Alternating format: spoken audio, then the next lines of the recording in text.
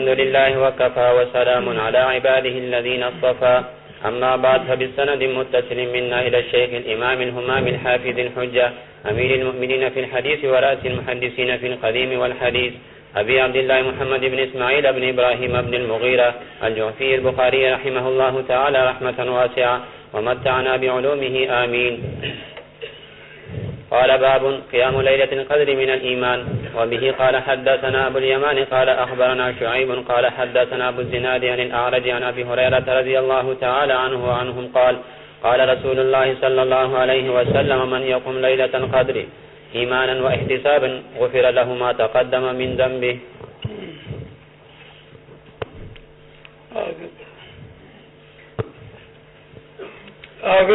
باب الجهاد من الإيمان. وبه قال حدثنا حرمي بن حفص قال حدثنا عبد الواحد قال حدثنا عمارة قال حدثنا أبو زرعة بن عمرو بن جرير قال سمعت أبا هريرة رضي الله تعالى عنه وعنهم عن النبي صلى الله عليه وسلم قال انتدب الله عز وجل لمن خرج في سبيله لا يخرجه إلا إيمان بي أو تصديق برسلي أن أرجعه بما نال من أجر أو غنيمة أو أدخله الجنة ولولا أن أشق على أمتي ما فعلت خلف سرية ولو وجدت أني أقتل في سبيل الله ثم أحيا ثم أقتل ثم أحيا ثم أقتل. باب تطوع قيام رمضان من الإيمان. وبه قال حدثنا إسماعيل قال حدثنا مالك عن ابن شهاب عن حميد بن عبد الرحمن عن أبي هريرة رضي الله تعالى عنه وعنهم أن رسول الله صلى الله عليه وسلم قال من قام رمضان إيمانا واحتسابا غفر له ما تقدم من ذنبه. باب صوم رمضان احتسابا من الإيمان. وبه قال حدثنا ابن سلام قال أخبرنا محمد بن فزير قال حدثنا يحيى بن سعيد عن أبي سلمة عن أبي هريرة رضي الله تعالى عنه وعنهم قال قال رسول الله صلى الله عليه وسلم من صام رمضان إيمانا واحتسابا غفر له ما تقدم من ذنبه. بس امام بخاری رحمت اللہ علیہ نے قیام لیلۃ القدر من الایمان کا باب قائم کیا. وہ امور ایمان کو بیان کرتے ہوئے چلے آ رہے تھے. درمیان میں انہوں نے کفرن دون کفرن کا باب قائم کیا اور وہ اس لیے قائم کیا کہ کفر ایمان کی ضد ہے اور ایک شے کی ضد کے ذریعے سے اس کی دوسری ضد کی وضاحت ہو جاتی ہے. کفر میں جیسے کہ دو درجے ہیں، ایک کفر حقیقی جو ملت اسلام سے خارج کر دیتا ہے اور ایک کفر دونوں کفرن دونوں کفرن کے ذریعے سے آدمی ملت اسلام سے خارج نہیں ہوتا. تو اس سے یہ معلوم ہوا کہ کفر کے اندر درجات متفاوتہ ہوتے ہیں. لہذا اس کا نتیجہ یہ نکلے گا کہ اس کی ضد جو ایمان ہے اس کے اندر بھی درجات متفاوتہ ہوں گے اور یہ درجات کا تفاوت اعمال کی کمی بیشی کے ذریعے سے ہوگا. اعمال زیادہ ہوں گے تو ایمان زیادہ ہوگا، اعمال کم ہوں گے تو ایمان کم ہوگا.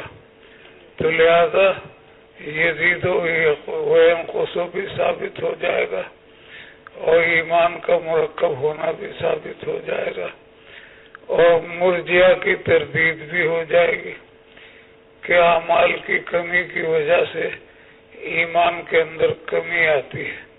لہذا آپ کا یہ کہنا کہ اعمال کا کوئی فائدہ نہیں یہ غلط ہے. یہ ماقبل کے ساتھ مناسبت ہوئی. اب اس کے بعد پھر قیام لیلۃ القدر من الایمان میں امام بخاری رحمۃ اللہ علیہ یہ بتا رہے ہیں کہ لیلۃ القدر کا قیام یہ ایمان کی علامت کیوں ہے؟ تو اس کے متعلق ایک بات تو یہ کہی جائے گی کہ لیلۃ القدر نہیں، اس کے بعد پھر یہ سوال ہوتا ہے کہ یہ جو کفرن دون کفرن کا باب آیا تھا، اس سے پہلے باب تھا باب افشاء السلام من الاسلام، تو یہ تو درمیان میں ضمنی ابواب آ گئے تھے۔ اب اس قیام لیلۃ القدر کی مناسبت افشاء السلام سے کیسے ہوگی؟ تو اس کے متعلق کئی باتیں کہی جا سکتی ہیں۔ ایک تو یہ کہ لیلۃ القدر میں بھی افشاء السلام ہوتا ہے، سلام ہی حتی مطلع الفجر، یہ لیلۃ القدر ہی کے بارے میں آیا ہے، اور جب یہ لیلۃ القدر کے بارے میں آیا ہے تو لہذا کہا جائے گا کہ اس کی افشاء السلام سے مناسبت ہو گئی کہ اس میں بھی افشاء السلام ہوتا ہے۔ دوسری بات آپ یہ کہہ سکتے ہیں کہ ما قبل میں علامات النفاق کا ذکر آیا تھا، تو یہاں یہ بتایا جا رہا ہے کہ منافقین کی حالت تو یہ ہوتی ہے اذا قاموا الی الصلاۃ قاموا کسالى ولا یذکرون اللہ الا قلیلا، کہ ان کے لیے نماز پڑھنا مشکل ہوتا ہے۔ تو یہ بتانا مقصود ہے کہ لیلۃ القدر چونکہ مشکل عمل ہے، لہذا یہ منافقین کے بس کی بات نہیں ہے۔ ایک تو افشاء السلام کے ساتھ مناسبت ہو گئی، دوسری مناسبت علامات نفاق کے ساتھ ہوئی کہ علامات نفاق میں منافقین کا ذکر تھا، اور ان کی عادت قرآن مجید نے یہ بیان کی ہے کہ وہ نماز میں سستی کرتے ہیں، اذا قاموا الی الصلاۃ قاموا کسالى ولا یذکرون اللہ الا قلیلا، اور ان کو اللہ کے ذکر سے کوئی دلچسپی نہیں ہوتی۔ اور لیلۃ القدر کا قیام چونکہ مشکل کام ہے، عام نمازوں سے ان کو دلچسپی نہیں، عام نمازوں کی طرف ان کے اندر رغبت نہیں، تو لیلۃ القدر میں ان کو رغبت کیسے ہوگی؟ یہ مشکل عمل ہے، یہ منافقین کے بس کی بات نہیں۔ تیسری بات آپ یہ کہہ سکتے ہیں کہ ما قبل میں نفاق کی علامتیں بیان کی تھیں، اور یہاں ایمان کی علامت بیان کی گئی ہے کہ لیلۃ القدر کا قیام یہ ایمان کی علامات میں سے ہے۔ تو اس طرح سے اس باب کی ما قبل کے ساتھ مناسبت ہو جائے گی۔ اس کے بعد یہاں روایت کے اندر یہ بیان کیا گیا ہے کہ جو آدمی لیلۃ القدر میں کھڑا ہوتا ہے نماز پڑھنے کے لیے ایمان کی بنا پر اور طلب ثواب کے لیے، تو اس کے پہلے گناہ معاف کر دیے جاتے ہیں۔ یہاں ایماناً کا مطلب تو یہ ہے کہ اللہ اور رسول پر ایمان اس کے لیے محرک ہوتا ہے لیلۃ القدر کی نماز کے لیے، اور احتساباً کا مطلب یہ ہے کہ وہ کسی دنیاوی مفاد کی خاطر اور دنیاوی اغراض کی خاطر لیلۃ القدر کا قیام اختیار نہیں کرتا، بلکہ وہ اللہ کی رضا کے لیے کرتا ہے۔ احتساب کا معنی یہ ہے کہ وہ اللہ سے ثواب کی امید باندھتا ہے، اور اللہ سے ثواب کی امید اس کے لیے لیلۃ القدر کا ذریعہ بنتی ہے۔ علامہ شبیر احمد عثمانی رحمت اللہ علیہ نے ایک اور بات فرمائی، انہوں نے فرمایا کہ لیلۃ القدر کے قیام کی محرک یہ دو چیزیں اس کے ذہن میں قیام کے وقت مستحضر ہوں. جب وہ لیلۃ القدر کا قیام کر رہا ہے تو اس کے ذہن میں یہ موجود ہو، یہ بات مستحضر ہو کہ میں ایمان کی بنا پر اور اللہ کی رضا کے لیے یہ عمل کر رہا ہوں. ان کا کہنا یہ ہے کہ آدمی لیلۃ القدر میں قیام کر رہا ہے اس لیے کہ اور لوگ بھی کر رہے ہیں، چلو ہم بھی قیام لیلۃ القدر کا کر لیتے ہیں. یہ کافی نہیں. یا یہ کہ اس کی عادت ہے کہ وہ ہر رمضان میں لیلۃ القدر کے لیے قیام کیا کرتا ہے، تو اس عادت کی بنا پر وہ لیلۃ القدر کا قیام کر رہا ہے. فرمایا کہ یہ بھی مقصود نہیں. مقصود یہ ہے کہ جس وقت وہ قیام کر رہا ہے تو یہ بات اس کے ذہن میں موجود ہو کہ میں اللہ پر ایمان کی وجہ سے یہ قیام کر رہا ہوں. اس کے ذہن میں یہ بات مستحضر ہو کہ میں اللہ کی رضا کے لیے یہ قیام لیلۃ القدر کا کر رہا ہوں. تو انہوں نے عادت کی بنا پر قیام لیلۃ القدر اختیار کرنے کو مراد نہیں لیا، یا انہوں نے لوگوں کی دیکھا دیکھی قیام لیلۃ القدر اختیار کرنے کو مراد نہیں لیا. وہ کہتے ہیں کہ یہ بات اس کے ذہن پر مسلط ہونی چاہیے اور یہ بات اس کے ذہن میں مستحضر ہونی چاہیے. جس وقت وہ قیام لیلۃ القدر کر رہا ہے تو وہ اس بات کو اپنے ذہن میں موجود رکھے کہ میں اللہ پر ایمان کی بنا پر یہ عمل کر رہا ہوں اور میں اللہ کی رضا کی طلب کے لیے یہ کام کر رہا ہوں. اس کے بعد پھر آپ یہ سمجھیے کہ لیلۃ القدر کو لیلۃ القدر کیوں کہا جاتا ہے. تو اس کا جواب یہ ہے کہ اس رات میں فرشتوں کو 1 سال کے لیے تقادیر کا علم عطا کیا جاتا ہے. ان کو یہ بتایا جاتا ہے کہ آئندہ آنے والے سال میں کیا کیا واقعات پیش آئیں گے اور کن کن تقدیرات کا ظہور ہوگا. تو اس لیے اس کو لیلۃ القدر کہا جاتا ہے. اور یہ بھی کہا گیا ہے کہ قدر کے معنی عزت کے ہیں. تو اس کو لیلۃ القدر اس لیے کہا جاتا ہے کہ اس رات کی دوسری راتوں کے مقابلے میں عزت زیادہ ہے. نمبر 2، اس لیے اس کو لیلۃ القدر کہا جاتا ہے کہ اس رات کی عبادت کی عزت دوسری عبادتوں کے مقابلے میں زیادہ ہے. اور نمبر 3، اس لیے بھی اس کو لیلۃ القدر کہا جاتا ہے کہ اس رات کے اندر عبادت کرنے والوں کی عزت دوسرے عبادت کرنے والوں سے زیادہ ہے. تو ایک بات تو یہ ہو گئی کہ اس رات کی عزت زیادہ ہے. ایک بات یہ ہو گئی کہ اس رات کی عبادت کی عزت زیادہ ہے. اور ایک بات یہ ہو گئی کہ عبادت کرنے والوں کی بھی اس رات کے اندر عزت زیادہ ہوتی ہے دوسرے عابدین اور عبادت کرنے والوں کے مقابلے میں. اس کے بعد پھر ایک مسئلہ یہ آئے گا کہ غفر لہ ما تقدم من ذنبہ سے کیا مراد ہے. تو بعض حضرات نے تو کہا ہے کہ بھئی کبائر کی معافی کے لیے ضابطہ توبہ ہے، لہذا لیلۃ القدر کے قیام سے جو معافی ہوگی وہ صغائر کی ہوگی، کبائر کی نہیں ہوگی.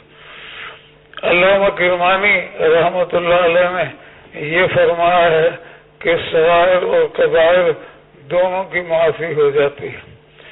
اور شیخ الحدیث مولانا زکریا رحمۃ اللہ علیہ نے یہ فرمایا ہے کہ اصل میں کوئی آدمی اگر ایسا ہے کہ اس کے صغائر نہیں ہیں یا یہ کہ بہت کم ہیں تو اس لیلۃ القدر کے قیام کی وجہ سے اس کے کبائر میں تخفیف ہوگی، اور تخفیف ہونے کے بعد وہ بمنزلت الصغائر ہو جائیں گے اور وہ بھی معاف ہو جائیں گے۔ ایک آدمی ہے، متقی ہے، پرہیزگار ہے، اللہ کی رضا کے لیے ہم وقت کوشش کرتا رہتا ہے، تو اس کے صغائر نہیں ہیں یا ہیں تو بہت کم ہیں۔ تو اب ظاہر ہے کہ جب صغائر نہیں ہیں یا کم ہیں تو مغفرت کا فائدہ کبائر کے لیے ہوگا، اور کبائر کے لیے ہونے کا مفہوم یہ ہوگا کہ ان کے اندر تخفیف آ جائے گی اور وہ صغیرہ بن جائیں گے، اور صغیرہ بننے کے بعد وہ بھی معاف ہو جائیں گے۔ ایک بات اور بھی انہوں نے فرمائی، انہوں نے یہ فرمایا کہ ضابطہ تو یہی ہے کہ کبائر کے لیے توبہ ضروری ہے، اور ان طاعات اور عبادات کی وجہ سے معافی صغائر کی ہوتی ہے، کبائر کی نہیں ہوتی۔ قاعدہ یہی ہے، ضابطہ یہی ہے، لیکن مراحم خسروانہ کے طور پر اگر اللہ تبارک و تعالی کسی کے قیام لیلۃ القدر کی بنا پر اس کے کبائر کو بھی معاف کر دیں تو ان سے کوئی پوچھ سکتا ہے؟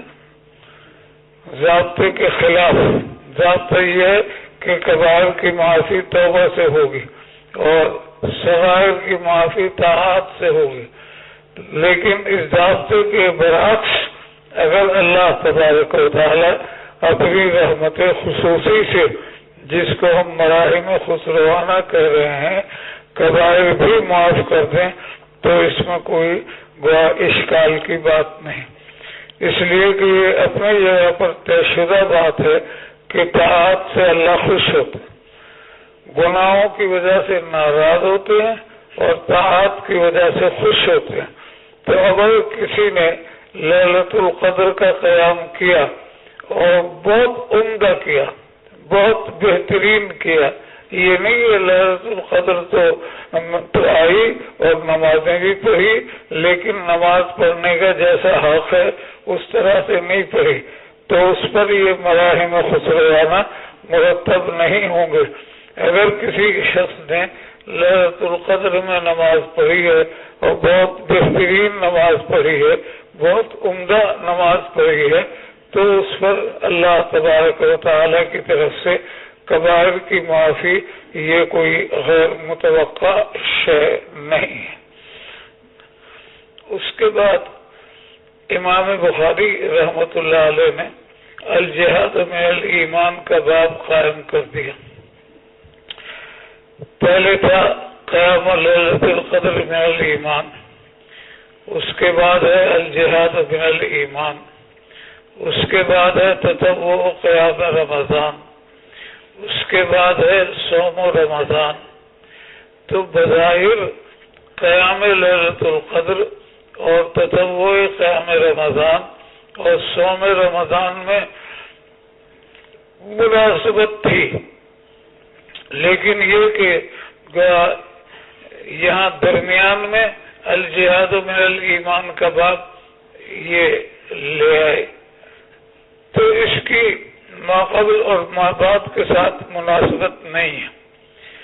قیام لیلۃ القدر سے بھی مناسبت نہیں ہے، اور آگے جو تطوع قیام رمضان ہے اس سے بھی مناسبت نہیں ہے، اور صوم رمضان جو اس کے بعد آ رہا ہے اس سے بھی مناسبت نہیں ہے۔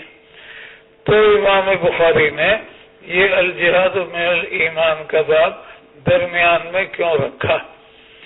ویسے تو جہاد چونکہ امور ایمان میں سے ہے، لہذا بخاری چونکہ امور ایمان کو بیان کر رہے ہیں تو اس لیے الجہاد من الایمان کو بیان کرنا بھی ان کے اپنے طریقے کے مطابق ہوگا، لیکن اشکال یہاں اس جگہ پر بیان کرنے میں ہے کہ یہ جگہ موزون معلوم نہیں ہوتی۔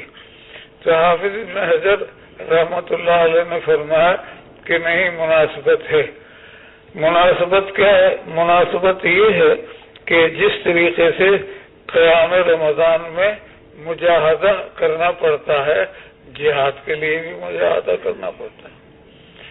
قیام لیلۃ القدر ہر ایک کے بس کی بات نہیں ہے، رات بھر جگنا ہوتا ہے تو ظاہر ہے کہ اس کے اندر مجاہدہ تو ہوتا ہے، اور جہاد کے اندر بھی مجاہدہ ہوتا ہے کہ آدمی اپنی جان ہتھیلی پر رکھ کر اور میدان میں اترتا ہے۔ اور ایک بات تو یہ ہوئی، دوسری بات یہ ہوئی کہ جس طریقے سے قیام لیلۃ القدر میں یہ ضروری نہیں ہے کہ لیلۃ القدر مل جائے، آپ نے قیام تو کیا لیلۃ القدر میں لیکن لیلۃ القدر نہیں آئی، اسی طریقے سے آپ نے جہاد تو کیا لیکن آپ کا جو مطلوب شہادت تھی وہ حاصل نہیں ہوئی۔ دونوں میں یہ ہوتا ہے کہ آدمی مجاہدہ کرتا ہے قیام لیلۃ القدر کے لیے اور لیلۃ القدر نصیب نہیں ہوتی، جہاد کے لیے آدمی میدان میں اترتا ہے اور شہادت حاصل نہیں ہوتی، اور اس کے باوجود کہ لیلۃ القدر نہیں ملتی، قیام لیلۃ القدر کا ثواب ملتا ہے۔ اسی طریقے سے جہاد کے اندر اگرچہ شہادت نہیں ملتی مگر جہاد کا ثواب ملتا ہے۔ دونوں میں یہ بات ممکن ہے کہ مقصود حاصل ہو یا نہ ہو، لیلۃ القدر مل جائے یا نہ ملے، جہاد میں شہادت مل جائے یا نہ ملے، دونوں احتمال ہر ایک کے اندر موجود ہیں۔ اور اگر مقصود قیام لیلۃ القدر میں حاصل نہیں ہوتا، لیلۃ القدر نہیں ملتی، محرومی نہیں ہوتی، ثواب ملتا ہے۔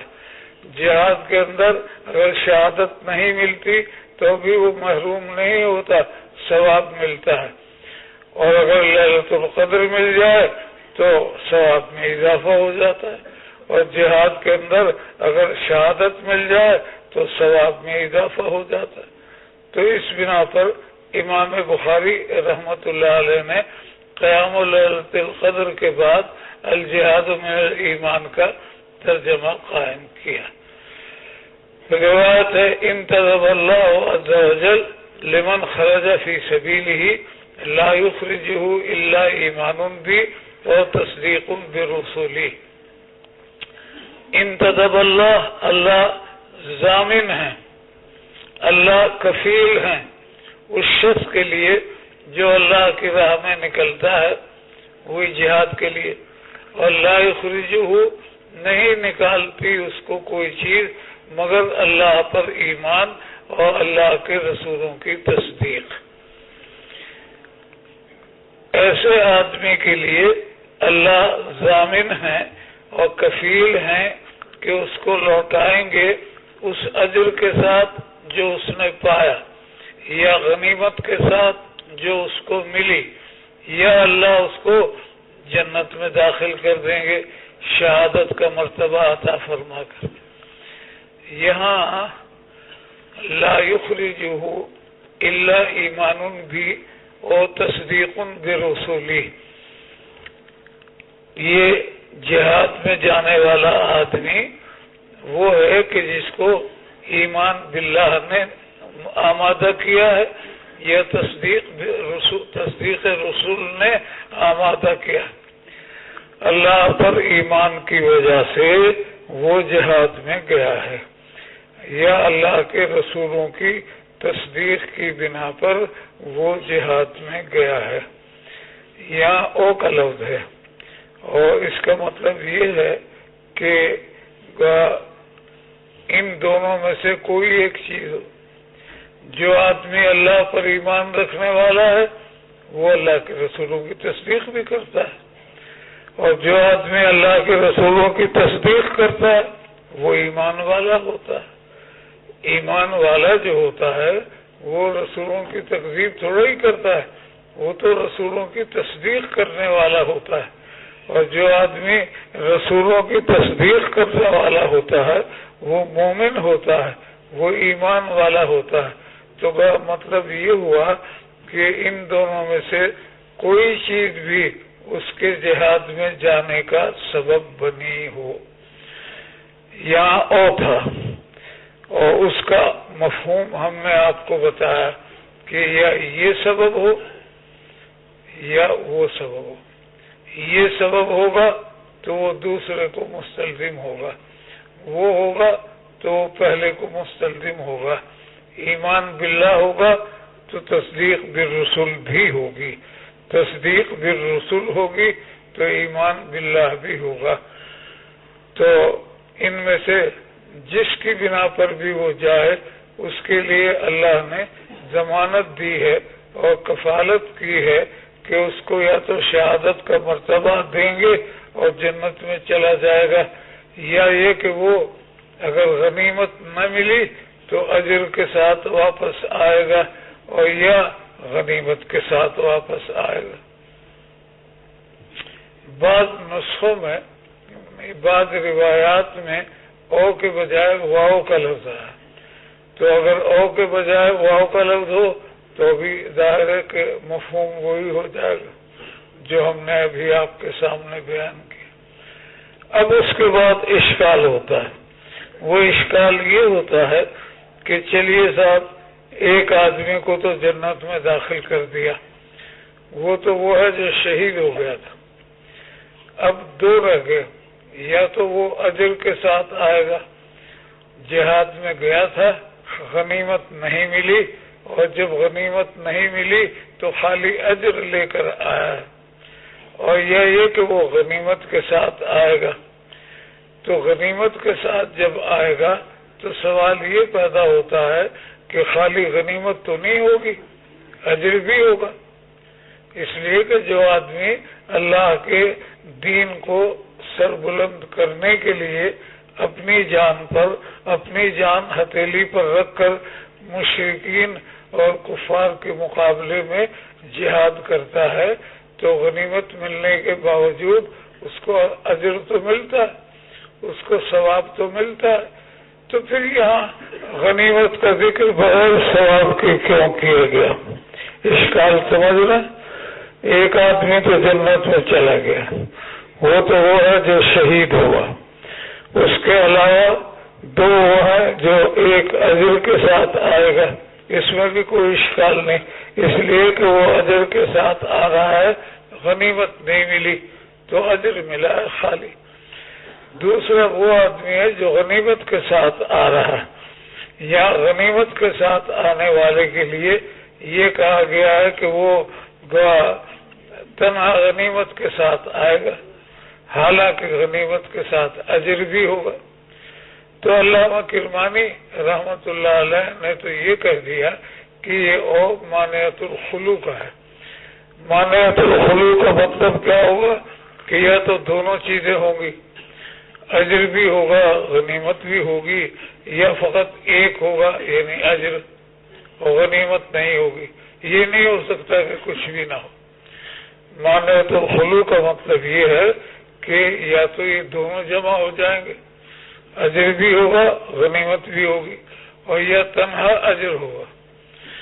تو اس بات میں کوئی اشکال نہیں. لیکن ابن عبد البر اور علامہ قرطبی اور فضل اللہ تورپشتی رحمت اللہ علیہ نے یہ کہا کہ یہاں او معنی میں واو کے، اور جب او معنی میں واو کے تو مطلب یہ ہوگا کہ اجر اور غنیمت دونوں کے ساتھ آئے گا. تو اس پر اشکال ہو جائے گا کہ آپ کا یہ کہنا کہ او واو کے معنی میں ہے اور اس کا مطلب یہ ہے کہ وہ اجر اور غنیمت دونوں کے ساتھ آئے گا، حالانکہ بعض اوقات تو غنیمت نہیں ملتی، صرف اجر ہوتا ہے. اگر او کو واو کے معنی میں لیا جائے تو اس کا مطلب یہی ہے نا کہ دونوں ہوں گے، اجر بھی ہوگا اور غنیمت بھی ہوگی. اور حالانکہ کئی مرتبہ ایسا ہوتا ہے کہ غنیمت نہیں ہوتی، خالی اجر ہوتا ہے. تو لہذا اس او کو واو کے معنی میں لینا صحیح نہیں. بعض حضرات نے کہا کہ نہیں، یہاں مطلب یہ ہے کہ دونوں کے ساتھ آئے گا فی الجملہ، دونوں کے ساتھ آئے گا فی الجملہ۔ فی الجملہ میں کیا ہوگا کہ یا تو دونوں ہوں گے یا ایک ہوگا۔ فی الجملہ کا یہ مطلب ہوگا کہ یا تو دونوں ہوں گے، اجر بھی ہوگا اور غنیمت بھی ہوگی، اور یہ خالی اجر ہوگا غنیمت نہیں ہوگی۔ علامہ حافظ ابن حجر رحمۃ اللہ علیہ نے بڑی محققانہ گفتگو کی۔ انہوں نے فرمایا کہ ایک روایت میں یہ آیا ہے کہ وہ لوگ جو جہاد کے لیے جاتے ہیں اور جہاد کے لیے جانے کے بعد وہ بغیر غنیمت کے آتے ہیں تو ان کو آخرت میں ان کے جہاد کا پورا ثواب ملے گا، اور جو لوگ جہاد میں جاتے ہیں اور وہ غنیمت کے ساتھ آتے ہیں تو ان کو ان کے ثواب کا 2/3 حصہ دنیا میں مل گیا ہے۔ اب آخرت کے لیے خالی 1/3 باقی رہ گیا۔ اگر بغیر غنیمت کے آئے تھے تو ان کو پورا ثواب آخرت کے اندر جہاد کا عطا کیا جائے گا۔ اگر وہ غنیمت کے ساتھ آئے ہیں تو ثواب کم ہو جائے گا۔ کتنا؟ 2/3 کم ہو جائے گا۔ غنیمت کی شکل میں انہوں نے 2/3 دنیا میں وصول کر لیا۔ ایک تو یہ روایت پیش نظر رکھیں کہ اگر غنیمت کے ساتھ آدمی آتا ہے تو ثواب کم ہو جاتا ہے۔ دوسری ایک بات وہ یہ فرماتے ہیں کہ اس میں کوئی شک نہیں، مسلم کی روایت میں یہ موجود ہے کہ اللہ تبارک و تعالی نے ہمارے لیے غنائم کو حلال قرار دیا ہے، ہمارے عجز اور ضعف کو پیش نظر رکھ کر۔ غنائم پہلی امتوں کے لیے حلال نہیں تھے، یہ آپ کی خصوصیت میں داخل ہے، اور آپ نے فرمایا کہ اللہ تبارک و تعالی نے یہ کرم اور یہ فضل جو ہم پر کیا ہے یہ ہمارے ضعف کو دیکھتے ہوئے کیا ہے اور یہ ہمارے عجز کو دیکھتے ہوئے کیا ہے۔ تو حافظ صاحب یہ کہتے ہیں کہ اس میں کوئی شک نہیں کہ غنیمت کا حلال ہونا موضع حمد میں مذکور ہوا ہے۔ جعل رزقی تحت ظل رمحی، جعل رزقی تحت ظل رمحی، اللہ نے میرا رزق میرے نیزے کے نیچے رکھا ہے۔ تو یہ مقام مدح ہے، لیکن اس کے باوجود اس میں تو کوئی شک نہیں ہے کہ یہ حلال غنائم کا حلال ہونا یہ امر مباح ہے۔ بات کو سمجھنے کی کوشش کریں۔ پہلی روایت میں تو ہم نے یہ بتایا تھا کہ غنیمت کی وجہ سے اجر 2/3 کم ہو جاتا، یہاں ہم یہ بتا رہے ہیں کہ اس امت کے لیے خصوصیت سے غنائم کو حلال قرار دیا گیا ہے ہمارے ضعف کو پیش نظر رکھ کر، اور یہ اس کا ذکر مقام مدح میں ہوا ہے اس حلت غنائم کا، مگر اس کے باوجود اس میں کوئی شک ہے کہ یہ امر مباح ہے۔ غنائم کا حلال ہونا یہ ایک جائز شے، یہ ایک مباح شے، اور یہ ضروری نہیں کہ کسی امر مباح کے حاصل ہونے کو ثواب کی زیادتی کا سبب قرار دیا جائے۔ یہ ضروری نہیں ہے کہ حلت غنائم ایک امر مباح ہے اور اس امر مباح کے حاصل ہونے پر ثواب میں اضافہ ہو، لہذا کہا جائے گا کہ یہاں یہ جو غنیمت کے ساتھ آ رہا ہے یہ بغیر ثواب کے آ رہا ہے۔ نتیجہ یہ نکلے گا کہ اگر غنیمت نہیں ہے تو اجر پورا ہوگا، اور اگر غنیمت ہوگی تو اجر ختم، اس لیے کہ غنیمت کا حصول ایک امر مباح کا حصول ہے۔ اور امر مباح کا حصول وہ ثواب کی زیادتی کا سبب نہیں ہوتا. دنیا کا فائدہ حاصل کرنے کے بعد آپ ثواب کی بھی امید رکھیں، یہ کوئی معقول بات نہیں. اس کے بعد بات باریک ہے، معلوم نہیں آپ کی سمجھ میں آئی یا نہیں آئی. ولولا ان اشق علی امتی ما قعدت خلف سریۃ، اگر میں اپنی امت کے لیے مشقت کا اندیشہ محسوس نہ کرتا تو ہر سریے کے ساتھ میں جاتا، میں مدینے میں نہ بیٹھتا. اگر آپ نے فرمایا کہ امت کے لیے مشقت کا اندیشہ تھا اس لیے میں ہر سریے کے ساتھ نہیں جاتا، مدینے میں رہتا ہوں. اس کی ایک توجہ تو یہ ہے کہ اگر آپ ہر سریے کے ساتھ جائیں گے تو مدینہ منورہ میں جو واقعات پیش آئیں گے ان کا فیصلہ کرنے والا کون ہوگا؟ آپ مدینے میں رہیں گے، وہاں رہتے ہوئے شہر ہے، اسلامی حکومت ہے، بے شمار واقعات پیش آتے ہیں، ان واقعات کا فیصلہ کرنے کے لیے آپ کی ذات گرامی کا ہونا ضروری ہے. ایک بات تو یہ ہو گئی. دوسری بات یہ ہو گئی کہ اگر آپ ہر سریے کے ساتھ جاتے تو اس کا مطلب یہ ہوتا کہ مسلمانوں کے امیر کے لیے یہ لازم ہے کہ وہ ہر جہاد کے اندر مجاہدین کے ساتھ جایا کرے. آپ گئے ہیں، کوئی سریہ ایسا نہیں ہے کہ آپ کے بغیر گیا ہو، تو جب آپ گئے ہیں تو بعد میں آنے والے جو عمرہ ہوں گے ان کے لیے بھی اس کو ضروری قرار دیا جائے گا، حالانکہ اس کے اندر مشقت ہے.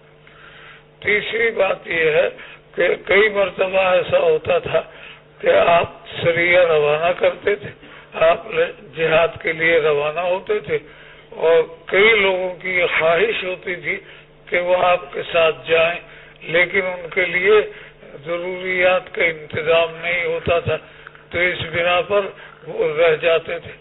تو آپ نے فرمایا کہ جہاد میں تو آپ خود جاتے ہیں، سریے میں آپ نہیں جاتے.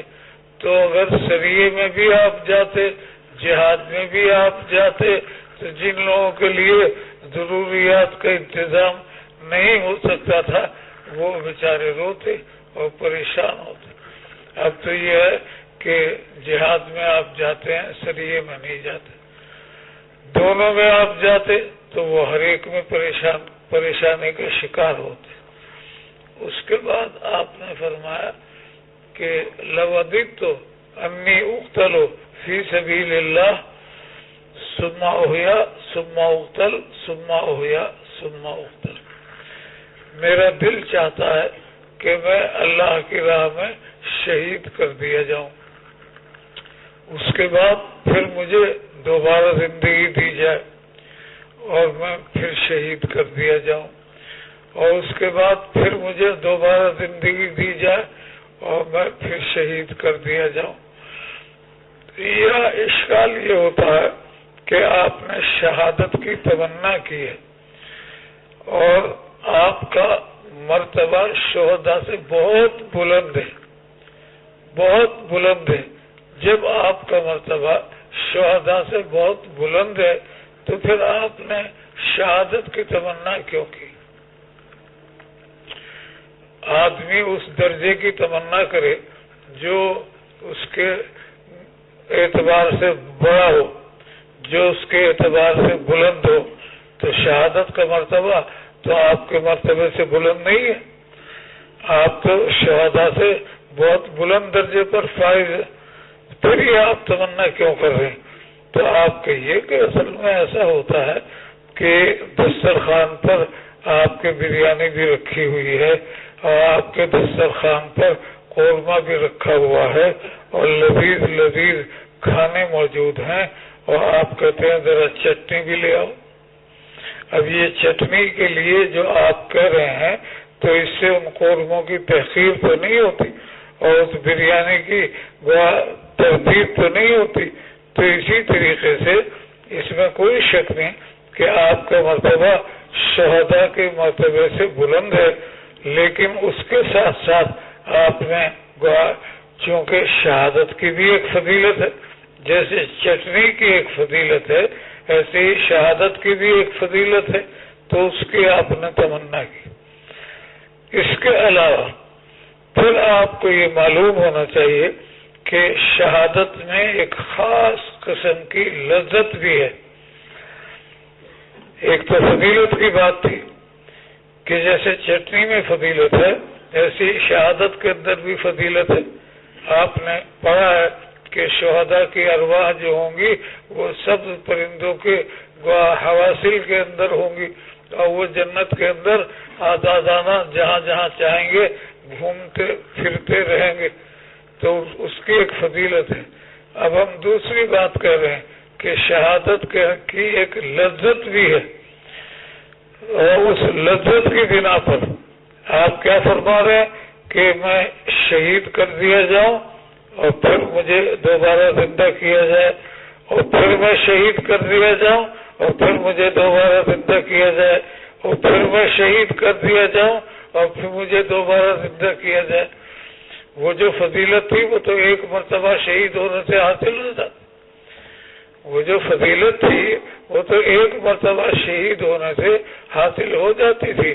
یہاں جو آپ بار بار کہہ رہے ہیں کہ میں شہید ہو جاؤں زندہ کیا جائے، میں شہید ہو جاؤں میں زندہ کیا جائے، میں شہید ہو جاؤں میں مجھے زندہ کیا جائے، تو یہ اس خاص لذت کی بنا پر آپ فرمائیں، تو اس لیے یہ کہا جائے گا کہ نبی پاک صلی اللہ علیہ وسلم کا مرتبہ اس میں کوئی شک نہیں کہ وہ شہداء سے بہت بلند ہے، لیکن شہادت کی بھی ایک فضیلت ہے، یا یہ کہ اس میں ایک خاص لذت ہے۔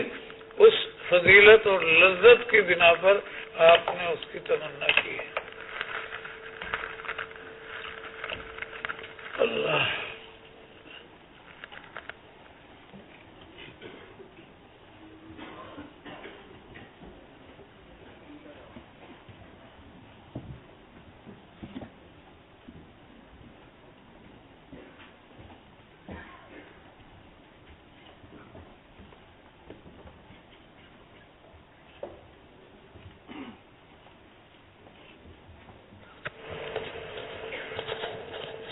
ایک بات رہ گئی، یہ جو امام بخاری رحمت اللہ علیہ نے قیام لیلۃ القدر کے بعد جہاد کا باب قائم کیا تھا، علامہ شبیر احمد عثمانی رحمت اللہ علیہ نے اس سلسلے میں ایک بہت عمدہ نقطہ بیان کیا ہے، اور وہ نقطہ یہ بیان کیا ہے کہ یہ جو